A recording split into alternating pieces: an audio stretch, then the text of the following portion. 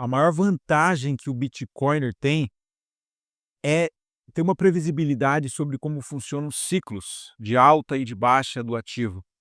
Quem começa a trabalhar com Bitcoin, a primeira coisa que aprende é isso. Mas eu tenho uma notícia ruim para te dar. Os ciclos de alta acabaram. Esse ciclo atual, inclusive, já acabou. Eu vou te mostrar aqui nesse gráfico, primeiro um pouquinho sobre como é o ciclo, para a gente estar na mesma página, e depois eu vou te mostrar o porquê que os ciclos, como você aprendeu do Bitcoin, já era, não existem mais, tá? Então, vamos lá, primeira coisa, você está vendo aqui o gráfico semanal do Bitcoin, deixa eu tirar essa média móvel aqui, você está vendo aqui o gráfico semanal do Bitcoin, e o que que a gente tem? Uma linha vertical a cada 4 anos mostrando o período do halving, uma linha vertical em vermelho. Exatamente quando acontece o halving é um momento onde a taxa de produção de Bitcoin, a taxa de recompensa para os mineradores cai pela metade. Isso causa um choque de oferta. Tem muito menos Bitcoin sendo produzido, muito menos Bitcoin entrando na rede, muito menos Bitcoin disponível para ser vendido. Mantida a demanda ou aumentando a demanda com uma oferta menor, causa um choque no preço também, o preço sobe. A gente observou isso. Lá no primeiro ciclo, onde o Bitcoin era produzido a uma taxa de 50 unidades por bloco, aconteceu isso, depois do halving uma subida muito forte. E depois um período lateral, um período de queda, uma correção muito forte, aí começa uma correção de novo, já se sabe que algum período depois vai ter mais um choque de oferta e aí o preço já começa a aumentar. Quando acontece o choque, bumba, explosão no preço. Mesma coisa depois, e bumba, explosão no preço. Então a gente viu esses ciclos aqui demarcando o preço com uma precisão muito forte. Era muito fácil acompanhar aqui e entender como seria o movimento do preço. Agora mesmo se espera, e eu era dos que estava esperando uma alta muito forte até outubro desse ano, porque a gente estaria dentro de um ciclo de alta, motivado pelo choque de oferta. Mas a gente viu algumas mudanças acontecendo no Bitcoin ao longo dos últimos anos, né? Eu posso dizer aqui que no ano passado, por exemplo, ETFs de Bitcoin foram autorizados nos Estados Unidos e aumentou demais a demanda. Muitas empresas estão comprando Bitcoin. Recentemente, os Estados Unidos começaram uma reserva de valor em Bitcoin. Daqui a pouco nós vamos ver outros países também fazendo isso. Portanto, a demanda por Bitcoin tem sido cada vez maior e tende a continuar crescendo no longo prazo. Então, por que que o choque de oferta ainda faria alguma eh, teria alguma influência aqui na marcação do ciclo? Eu vou te mostrar que não tem mais, tá?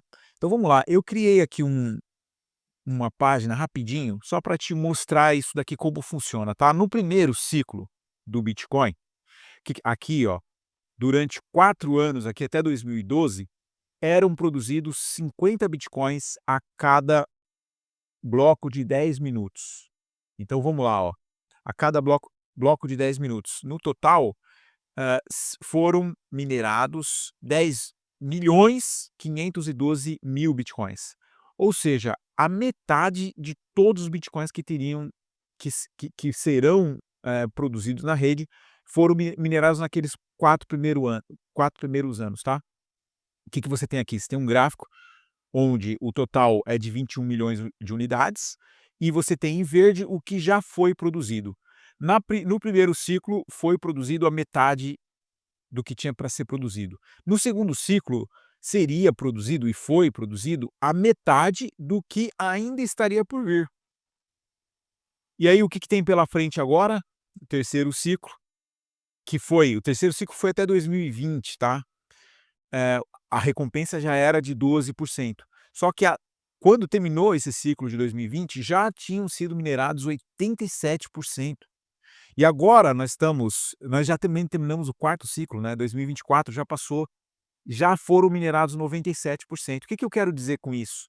Só estão restando agora, desde o início lá desse ciclo que a gente está agora, né, que foi em 2024, só restariam 6% de todos os bitcoins a serem produzidos.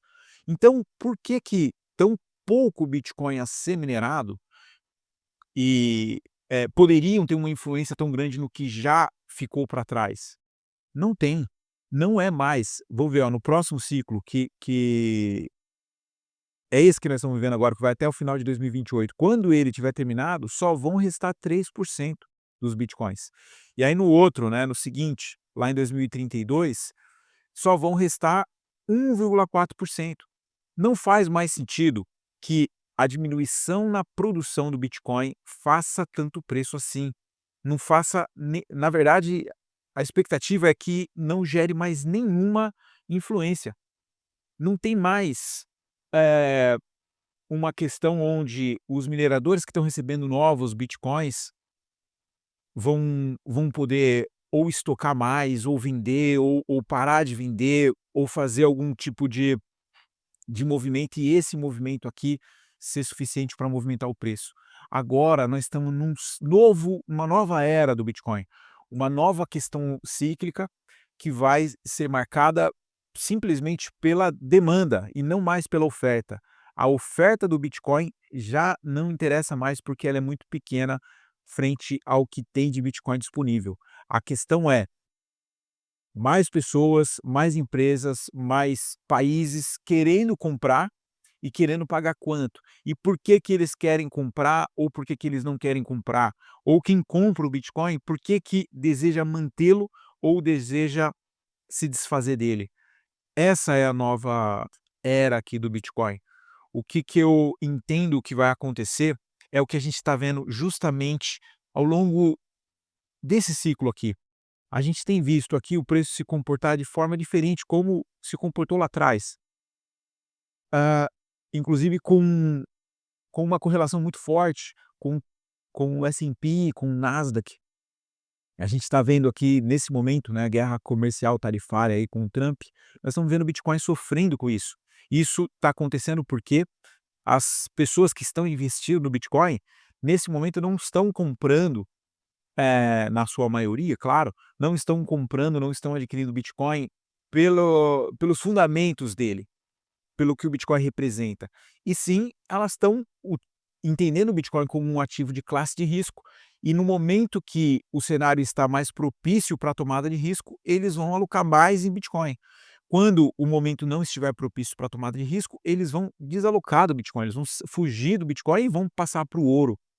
São essas é esse movimento de investidores e especuladores que está fazendo preço no Bitcoin nesse momento. Pessoas que estão, se expondo mais ou menos ao risco, dependendo de como que está, o movimento macroeconômico mundial. É isso que está acontecendo. E é isso que deve continuar fazendo preço durante ainda algum tempo, até que tenhamos países o suficiente, empresas o suficiente, escolhendo o Bitcoin como uma reserva de valor de longo prazo, não mais se preocupando com a oscilação, comprando e tirando da corretora e estocando isso. Aí nós vamos entrar num movimento parabólico que vai durar muito tempo e vai fazer o preço simplesmente explodir muito. A tendência é que a gente, em algum momento, veja uma linha reta aqui no Bitcoin, quando a gente der um zoom, né, a gente veja uma linha reta no Bitcoin aqui para cima, começando em algum ponto, tá? Mas eu não acredito mais nem em quedas como essa de 80%, e nem que o próprio halving vai ser o suficiente para a gente entender se já é momento de tendência de alta, ciclo de alta ou não. Nós vamos ter que olhar para a macroeconomia e entender se naquele momento os investidores, os especuladores vão tomar risco. E aí, nesse momento, que estiver mais propício para a tomada de risco, a gente vai ver o Bitcoin subindo bastante, porque eles vão estar alocando para isso. Portanto, aquela ideia de 4 anos, o bear market que está por vir, isso já morreu. Na minha opinião, a gente já viveu 2 bear markets durante esse ciclo de alta. Isso daqui já foi o bear market, 4 meses laterais aqui com essa queda muito forte. E essa recente, né, desde janeiro para cá, essa queda aí de praticamente 30%, chegou a 32%, isso daqui já foi o bear market. Então nós estamos vendo ciclos mais curtos e ciclos muito mais ligados com a macroeconomia, tá bom? Mudou a vida do Bitcoiner, mudou a forma de operar, mudou a forma de pensar sobre o Bitcoin e, obviamente, aqueles que não estão se preocupando com o trade, né, que estão simplesmente comprando Bitcoin por longo prazo, não muda nada, continue comprando e vai embora. Agora aqueles que vão fazer trade e precisam de uma leitura mais, específica do que está acontecendo no momento para tomar suas decisões, eu recomendo que você se preocupe muito mais com a macroeconomia do que com os ciclos pré-marcados que a gente tem baseados no halving, tá bom?